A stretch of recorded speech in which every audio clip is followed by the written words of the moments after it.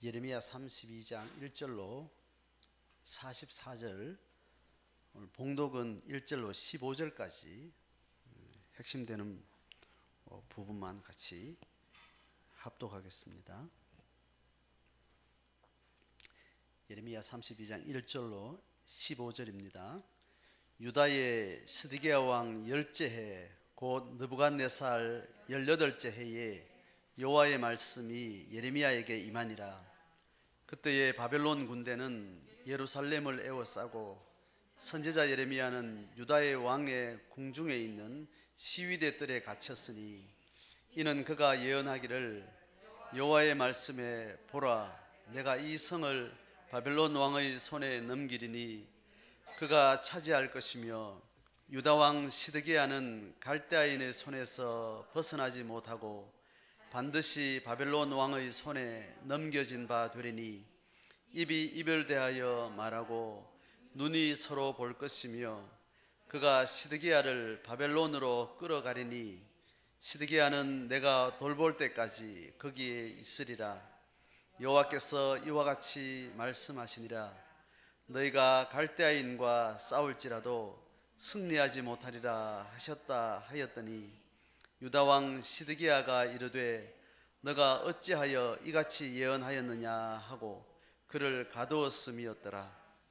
예레미야가 이르되 여호와의 말씀이 내게 임하였느니라. 이르시기를 보라, 너의 숙부 살룸의 아들 하나멜이 너에게 와서 말하기를 너는 아나돗에 있는 내 밭을 사라. 이 기업을 물을 권리가 너에게 있느니라 하리라 하시더니, 여호와의 말씀과 같이 나의 숙부의 아들 하나멜이 시위대 뜰 안 나에게 와서 이르되 청하노니 너는 베냐민 땅 아나돗에 있는 나의 밭을 사라. 기업의 상속권이 너에게 있고 물을 권리가 너에게 있으니 너를 위하여 사라 하는지라. 내가 이것이 여호와의 말씀인 줄 알았으므로 내 숙부의 아들 하나멜의 아나돗에 있는 밭을 사는데 은 17세겔을 달아주되 증서를 써서 봉인하고 증인을 세우고 은을 저울에 달아주고 법과 규례대로 봉인하고 봉인하지 아니한 매매 증서를 내가 가지고 나의 숙부의 아들 하나멜과 매매 증서의 인친 증인 앞과 시위대 뜰에 앉아있는 유다 모든 사람 앞에서 그 매매 증서를 마세야의 손자 네리야의 아들 바룩에게 붙이며 그들의 앞에서 바룩에게 명령하여 이르되 만군의 여호와 이스라엘의 하나님께서 이와 같이 말씀하시기를 너는 이 증서 곧 봉인하고 봉인하지 않은 매매 증서를 가지고 토기에 담아 오랫동안 보존하게 하라. 만군의 여호와 이스라엘의 하나님께서 이와 같이 말씀하시니라. 이 사람이 이 땅에서 집과 밭과 포도원을 다시 사게 되리라 하셨다 하니라. 아멘.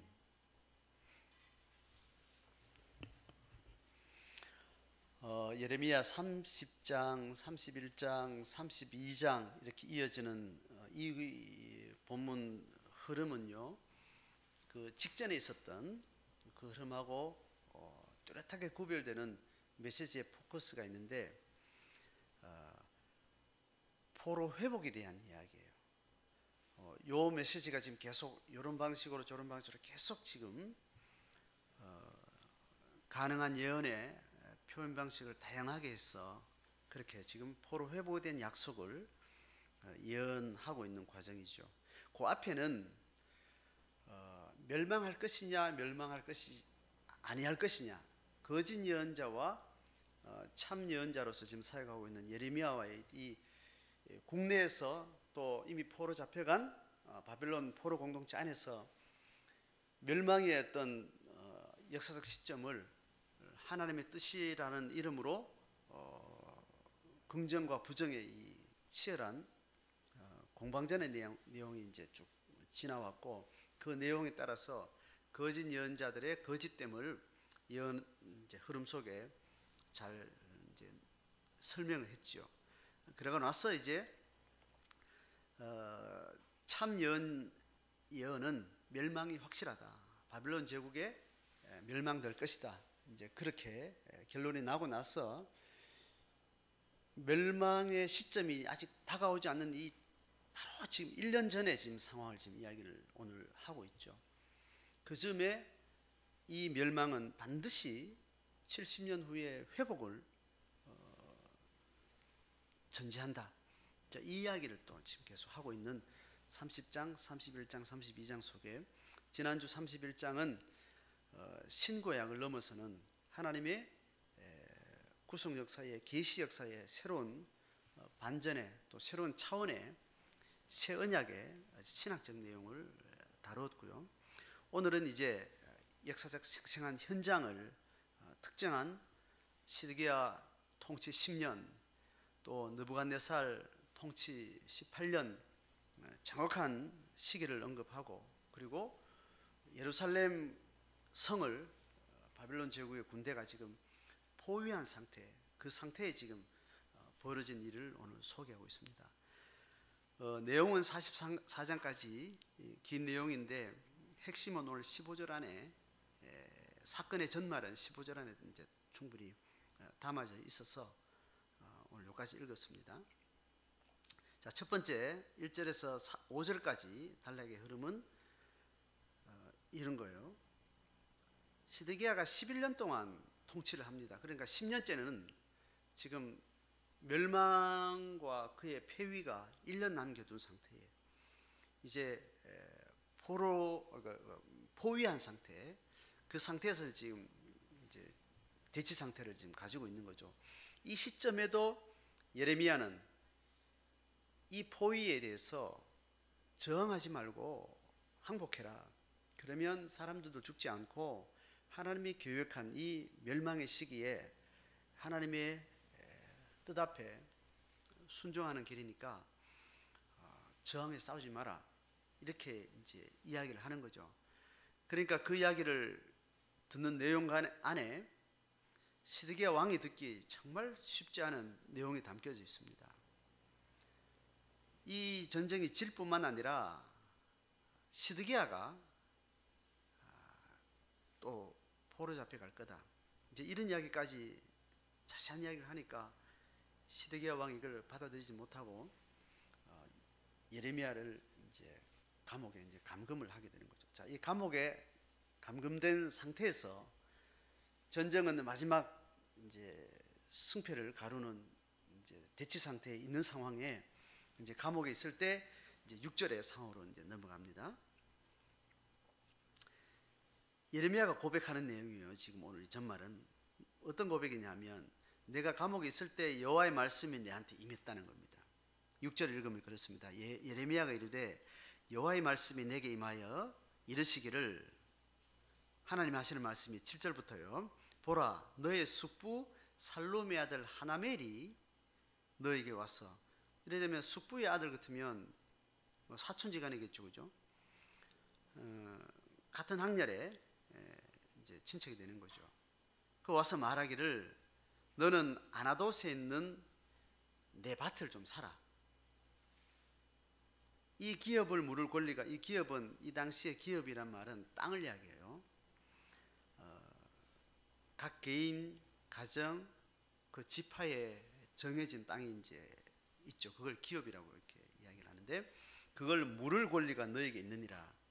자, 아나돗이 어딘가 하면 베냐민 지파의 어느 지명인데 여기가 예레미야의 고향입니다.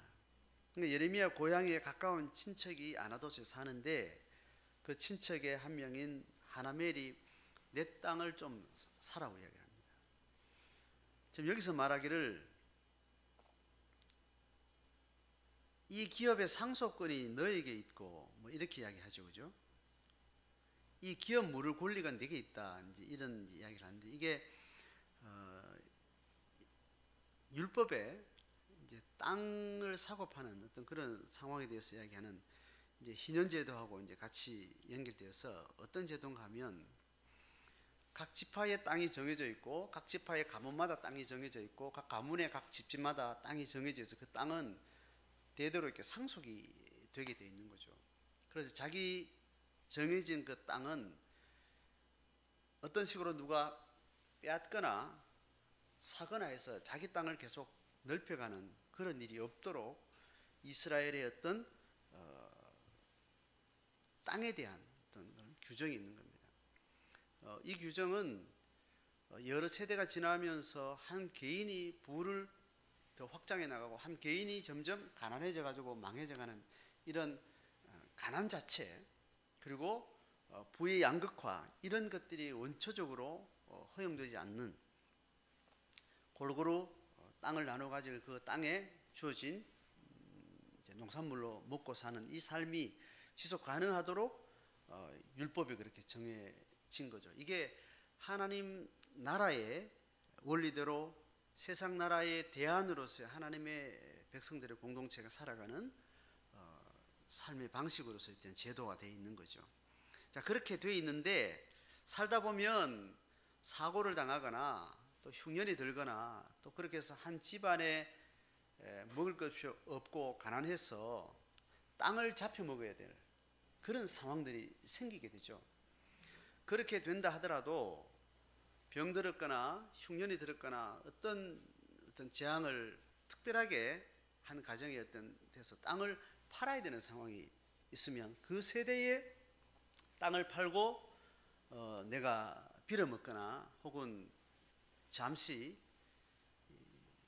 종이 되어서 남의 집에서 더부살을 하거나 이런 일들이 생길 때 그 세대에 족하도록, 또 그 한 시기에 족하도록 희년이라는 것을 50년 동이라는 어떤 정해둔 게 있고, 그리고 안식년으로 6년이 지나면 7년째 안식년이 되면 이렇게 잡혀 먹었던 땅은 주인에게 다 돌려주도록 그렇게 되어 있는 겁니다. 내가 어떤 기회로 땅을 내가 더 사게 되고 내가 더 가져오게 되고 뭐 이래 돼서 그걸 계속 상속해 가지 못하도록 부의 되물림이, 또 가난의 되물림이 원천적으로 차단된 어떤 제도가 이제 되어 있는 상태에서 이제 팔아야 되는 상황이 되면, 판다 하더라도 이 판 게 먼 외부에 있는 멀리 다른 타인에게 팔리지 않도록 가장 가까운 친척에게부터 먼저 팔 수 있는 우선순위가 정해져 있는 거예요. 그래서 산 사람이, 이 판 사람이 바로 옆집에 있고 한 동네에 있어서 그 사람의 사정을 알고 이 땅은 그 사람의 땅인 줄, 자기가 차지하고 있는 일정 기간 동안도 그 사람이 가까이 살면서 그 땅을 자기가 가지고 있는 이걸 알고 있으면서 이게 내 땅이 아니라는 것을 알게 하고, 그리고 거기서 같이 더불어 이제 일꾼으로 일을 해서 먹든지 하여튼 그렇게 있다가 안식년이 되어지면 돌려주는 거예요. 이제 그런 방식으로 땅을 팔아야 될 상황이 되면 가장 가까운 순서대로 이제 가장 가까운 사람이 사고, 그 사람이 나 못 사겠다. 살려면 내가 돈도 있어야 되고 곡식이 있어야 되는, 여유가 있어야 되는데 나도 여유가 없다. 내 것 지금 유지하는데도 어렵다. 그러면 그 다음 차순의 친척이 또 사게 되고, 이제 그런 식으로 이렇게 넘어가는 순서가 되는, 그 중에 가장 여유가 있는 사람이 그걸 사주게 되는 겁니다. 자, 그렇게 돼서 지금 그 율법의 어떤 정황을 이해하고 이걸 보면 숙부의 아들 하나멜이 지금 땅을 팔아야 될 만큼 지금 가정이 좀 어려운 상황에 대해서 누구한테 팔아야 되는데, 지금 예레미야가 그 권리가 있고 책임이 있는 그 순서가 된 거예요. 그래서 예레미야가 사겠다 하면 사고, 나도 살기 어렵다 하면 다른 사람한테 강요가 안 되는 거예요. 내가 사는 것도 내가 있는 재물을 가지고 사야 되니까. 이제 그렇게 되는데, 이제 이렇게 할 거라고 이제 하나님이 감옥에 갇힌 예레미야한테 와서 이야기를 먼저 하나님이 예언을 하신 거예요. 그렇게 하셨는데 8절에 보면 여호와의 말씀과 같이 내 숙부의 아들 하나멜이 시위대 뜰 안에 감옥에 갇혀 있는 내한테 와서 말하는 내용이 이렇다는 겁니다. 청하노니 너는 베냐민 땅 아나돗에 있는, 자기 고향 땅이죠, 예레미야의 고향에 있는 아나돗에 있는 이 밭을 사라. 기업 상속권이 일단 지금 너한테 와 있고 네가 물을 권리가 있으니까 너를 위해서 사라. 자, 이 말을 하니까 여측 없이 이건 하나님이 말씀하신 그대로 와서 그 이야기를 하니까 8절 하반절에 내가 이것이 여호와의 말씀인 줄 알았으므로 이걸 순종을 하는 겁니다. 그 내용이 있습니다. 내 숙부에도 하나님의 나눠두시 있는 밭을 사는데 은 17세겔을 달아서 주고 증서를 써서 봉인하고 증인도 세우고, 자, 이런 절차가 율법에 다 이렇게 있는 거예요.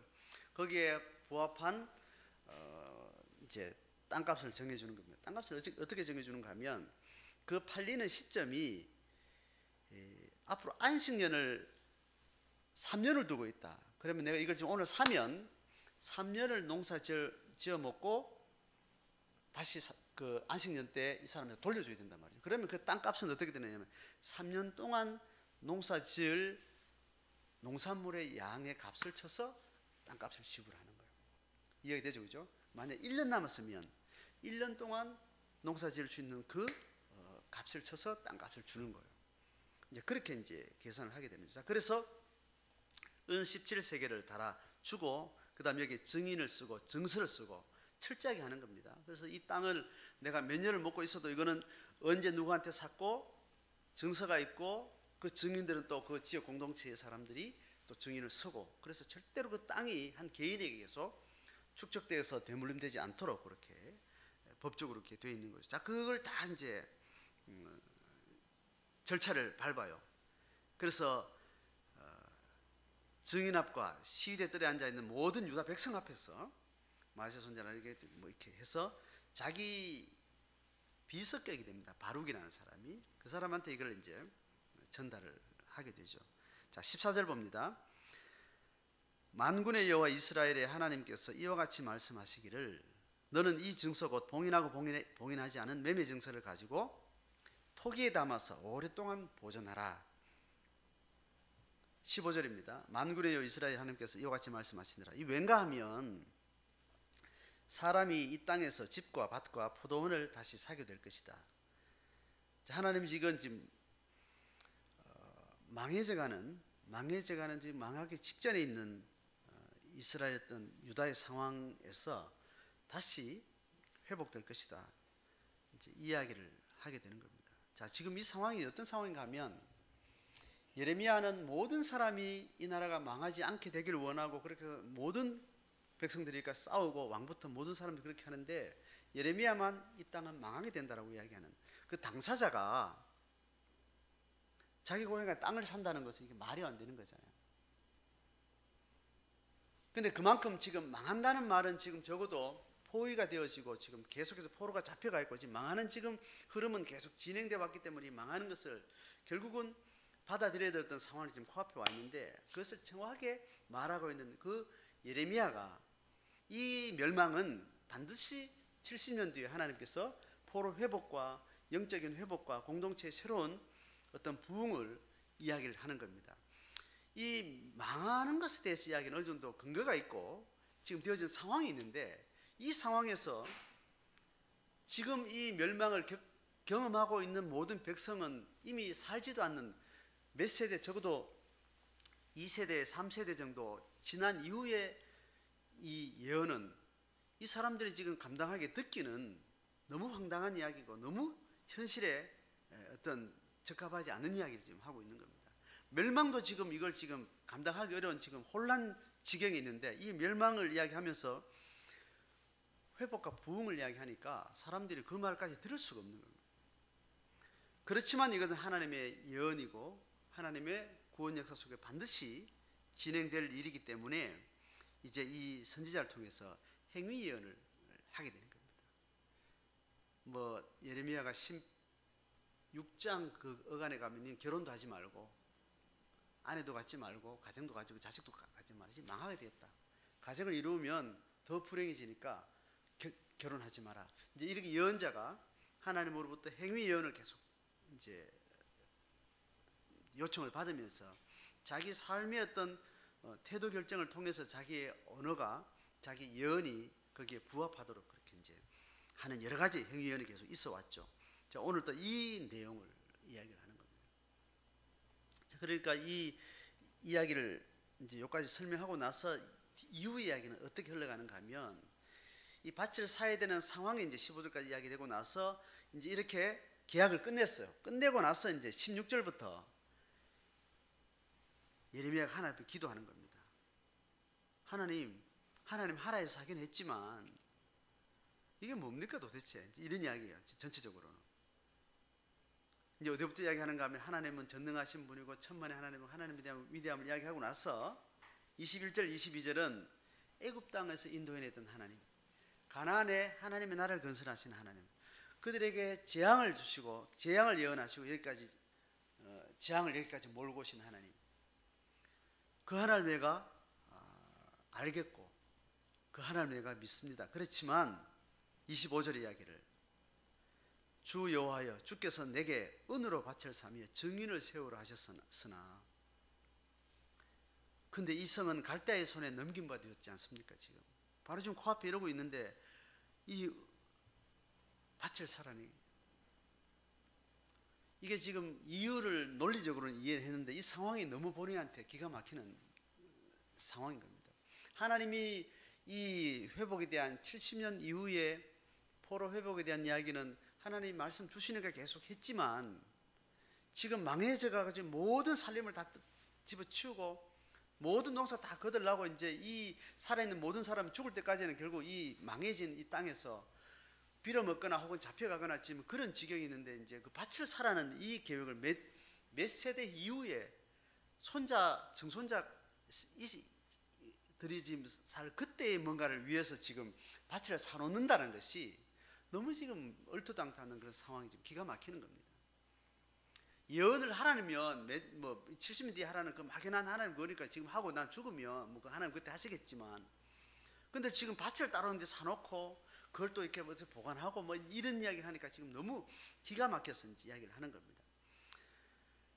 확신이 들지 않아서라기보다는 이 지금 상황이 지금 너무 지금 반대급부의 지금 상황, 망하는 것과 회복이라는 게 이게 동시에 지금 이렇게 사건으로 지금 가져오기는 너무 지금 감당하기 어려운 상황이죠. 자, 그러니까 이제 여기에 대해서 하나님이 26절부터 44절까지 하나님의 응답이 쭉 이어지는데, 뭐 긴 이야기를 우리가 그동안 예레미야서 본문을 통해서 있었던 하나님의 많은 이야기를 통해서 그 이유가 범죄했고 뭐 이렇게 해서 하나님 뭐 회복하려는 그 이야기를 지금 하는데, 결론이 42절에 이제 이렇게 이야기를 하는 거예요. 42절 봅니다. 그 예레미야의 그 기도에 응답하는 하나님의 긴 내용 끝에 42절, 여호와께서 이와 같이 말씀하시니라.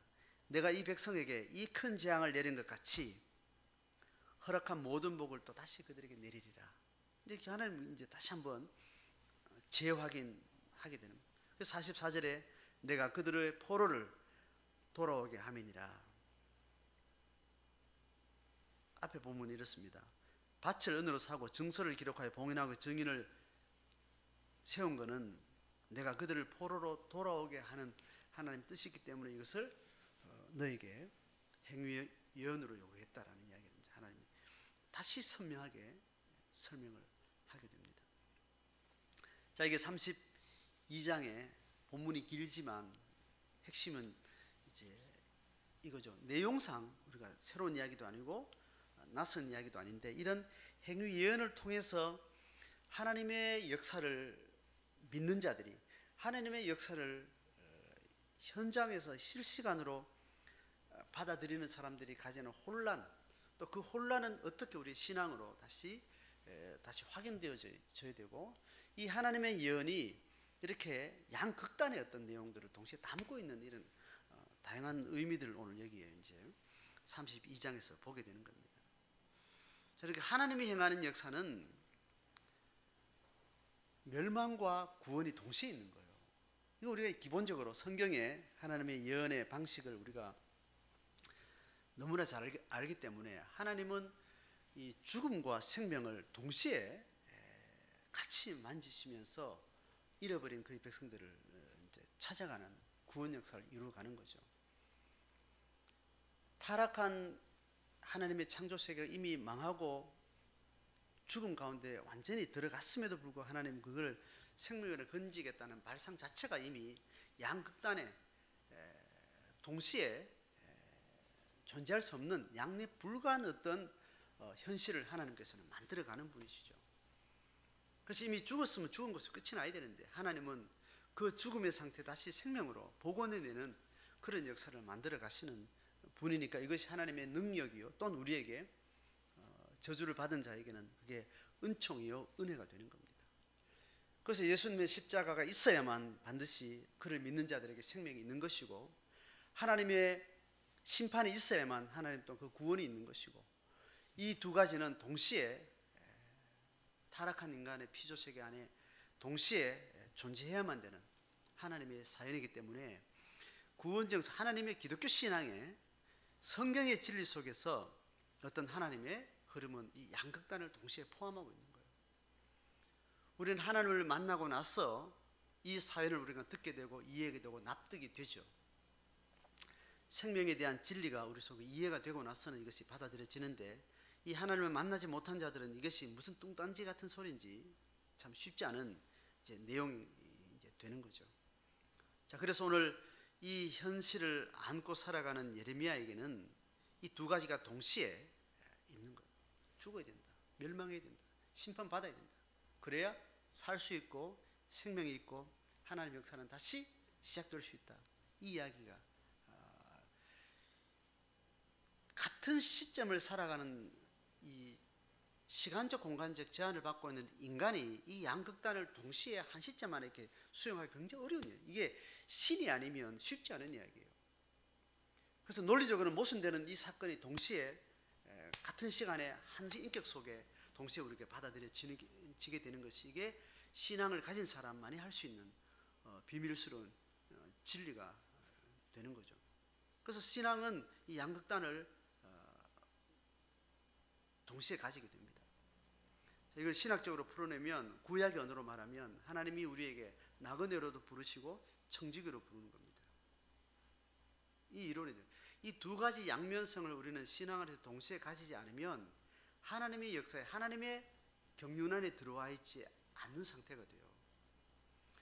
시간 공간에 우리는 제한을 받기 때문에 한 공간에 동시에 있을 수 없기 때문에 우리는 어느 사건이든지 나그네라는 측면에 서 있지만, 그 측면에서 현재를 나그네의 모습으로 우리가 서 있지만 동시에 이면에 우리는 청지기의 고백과 정체성을 같이 가지게 되는 겁니다. 또 청지기의 마음과 어떤 사건 속에 내가 집중해 있지만 동시에 그 이면에는 나그네의 고백과 정체성을 동시에 가지게 되는 거죠. 그래서 어떤 절망적인 상황에도 하나님의 사람은 소망을 가지고 어떤 희망적인 이 땅의 어떤 밝고 화려한 상황과도 우리는 절망을 동시에 품고 있게 되는 겁니다. 어느 한쪽에 고정되는 순간 우리는 바알과 세속으로 빠지게 되는 거예요. 그래서 현실적으로 내가 원하든 원치 않든 하나님의 사람은 하나님이 이렇게 어둠으로 몰아치시다가 또 빛으로 이렇게 몰아치시고, 이렇게 우리를 여기저기를 이렇게 양극단을 이렇게 계속 흔들어 놓는 상황으로 하나님이 우리를 이끌어가는 겁니다. 이게 신앙 고백을 한 사람이 하는 표현입니다. 그렇지 않는 일반 사람은 볼 때는 어떨 때는 재수 좋은 일도 있다가 어떤 때는 재수 없는 일도 생기고, 살다 보면 밝은 면 어두운 면을 다 겪게 되죠. 믿는 사람이나 믿지 않는 사람이나. 그런데 하나님의 뜻을 이해하고 하나님의 경륜을 이해하고 하나님의 역사와 생명 원리를 이해하는 사람은 그 사건들을 경험하면서 절망의 흐름 갔을 때는 하나님이 절망으로 이끌어가는 그 경험을 통해서 우리가 통찰해야 될 지혜와 거기에 부르심이 있는 거예요.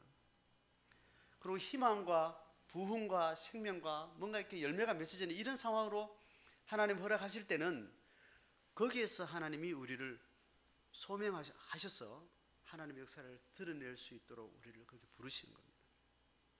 그러니까 절망의 상황에 내몰릴 때 우리는 거기서 하나님 때문에 이 절망을 넘어서는 경험과 고백을 하게 만드시고, 우리가 어떤 생명의 부흥과 어떤 축복의 이 땅에 화려한 것이 하나님의 상황으로 몰아갔을 때 거기에 주저앉아서 취하지 아니하고 그것을 다 버려내는, 그걸 다 내 손에서 내가 하나님 앞에 벗어버리는 그런 차원의 신앙 고백과 삶을 우리에게 요구를 하면서, 하나님 없는 사람은 축복은 축복에 휘말려들고 절망은 절망에 휘말려드는 그런 단선적인 삶을 살아가는 세상 사람들이 보는 세상의 삶의 관점을 넘어서는 삶의 차원들을 우리에게 요구하시는 겁니다. 그래서 신기가 아니면, 하나님의 역사가 아니면, 하나님을 믿는 자의 그 고백이 아니면, 영적인 어떤 가치에 발디고 서지 않으면 절대 불가능한 철저히 절망적인 상황에서 여전히 절망에 묶이지 않고 희망의 삶을 살아내고, 그렇게 이 땅에 만족하고 족한 것을 있어도 그거 다 더러운 옷처럼 버릴 수 있는, 그걸 초월할 수 있는, 그걸 다 그냥 다른 사람한테 내다 놓을 수 있는, 포기할 수 있는 그런 삶의 차원을 우리에게 요구하시는 겁니다. 지금 예레미야가 지금 겪고 있는 상황은 이렇게 절망하고 이제 나라가 망하면 이 세대는 어린아이부터 도무지 그 역사를 볼 수 없는 그 세대가 있는데도 불구하고 거기서 땅을 사는, 투자를 하는 거예요. 반대로 말하면 투자를 하면 이건 뭐 10배, 20배, 30배 이게 막 이익이 막 명확관한 어떤 사태가 상황이 있음에도 불구하고 하나님 사람은 그걸 개똥처럼 발로 차버리는 그런 삶에 대한 그런 고백에 대한 어떤 그런 사건들이 우리에게 있을 수 있겠죠.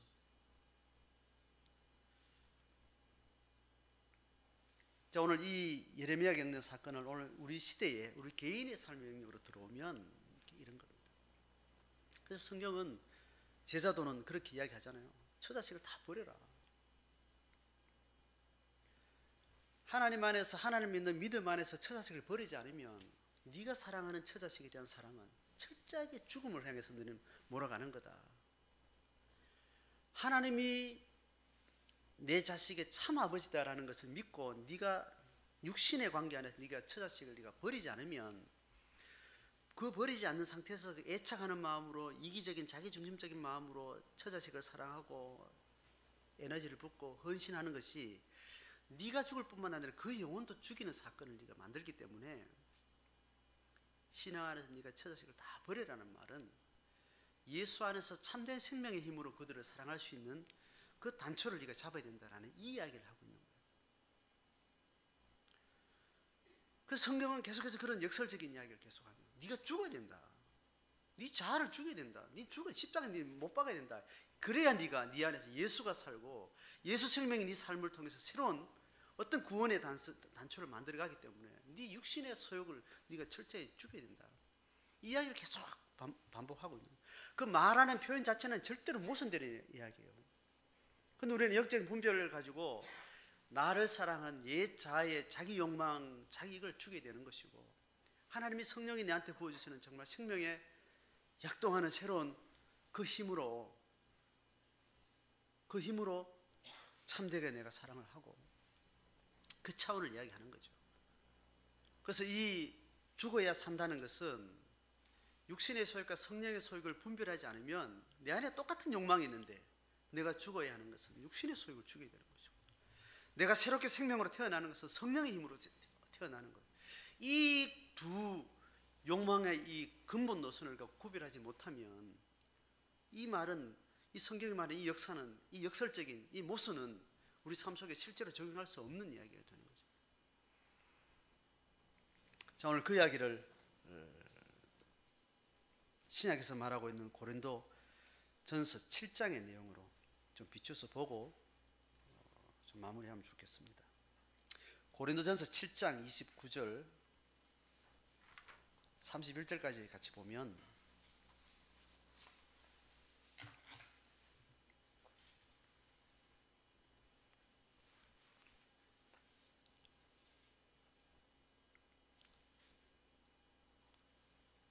고린도전서 7장 29절에서 31절입니다. 같이 읽습니다. 형제들아, 내가 이 말을 하노니 그 때가 단축하여진 고로 이후부터 안에 있는 자들은 없는 자 같이 하며, 우는 자들은 울지 않는 자 같이 하며, 기쁜 자들은 기쁘지 않은 자 같이 하며, 매매하는 자들은 없는 자 같이 하며, 세상 물건을 쓰는 자들은 다 쓰지 못하는 자 같이 하라. 이 세상의 외형은 지나감이니라. 철저하게 지금 앞에 우는 자들, 기쁜 자들, 매매하는 자들, 이건 다 청지기로 살아갈 때 현장에서 아주 집착해서 내가 주인 된 마음으로, 성실한 마음으로 그 현실을 치열하게 정말 하나님의 마음으로 살아가는 사람들이 동시에 그 삶을 살면서 추워도 나태함 없이 충실하게 살면서 그 이면에 언제든지 기회만 되면 이걸 버리고, 내가 다 버리고 하나님 앞에 홀로단신 떠날 수 있는 그런 준비를 하고 하라는 거예요. 그런 역설적인 이야기를 고린전서에서 지금 하고 있는 내용을 우리가 생각하면서, 여러분, 우리가 각자가 삶에 처해 있는 부정적인 상황이 있을 거예요. 도무지 벗어날래야 벗어날 수 있는 부정 상황이 있을 거예요. 또 그리고 긍정 상황, 이거는 내가 죽을 때까지 이거는 따놓은 당상이다. 이거는 내가 아무리 부인할 수 없어도 내가 이 유익함, 자랑할 만한 것, 딴 사람이 없는 나만에게 있는 이런 축복들, 이런 복들, 그 현실 속에서 우리는 가진 것은 언제든지 버릴 준비를 하고 있어야 되고, 없는 상태에서 없는 것에 대해서 철저하게 그 없음을 통해서 하나님의 있게 하시고 부욕해 하시고 자족해 하시는 그 은혜 속에 들어가서 그 어려운 문제를 딛고 섰어야 되는 거예요. 이게 골방에서 하나님의 이 역설적인 하나님의 진리의 흐름을 통찰하는 사람이 도무지 거기서는 견딜 수 없는 부정적인, 자살하지 않으면 내 이 고통을 내가 감당할 수 없는 그 상황에도 소망의 끈을 붙잡고 거기에 담담히 그 시간을 지켜내고 그 공간을 지켜내는 거예요. 그러니 우리는 끊임없이 기도하고 질문하고, 하나님 이게 맞나요? 계속 질문하는 겁니다. 어제 응답 받았는데 또 오늘은 또 힘드니까 또 하나님 만나요. 지금 예레미야가 땅을 사놓고 매매 증서를 해가지고 다 사건 정리해놓고 하나님 앞에 또 기도하는 거예요. 이야기를 수도 없이 들어서 긴 시간 동안 치열하게 싸움에도 불구하고 이 현실의 이 부적합이 본인이 현실적으로 감당하기에는 한 인간이 이 두 가지 역설적인 상황을 동시에 취하기는 헷갈리는 거예요.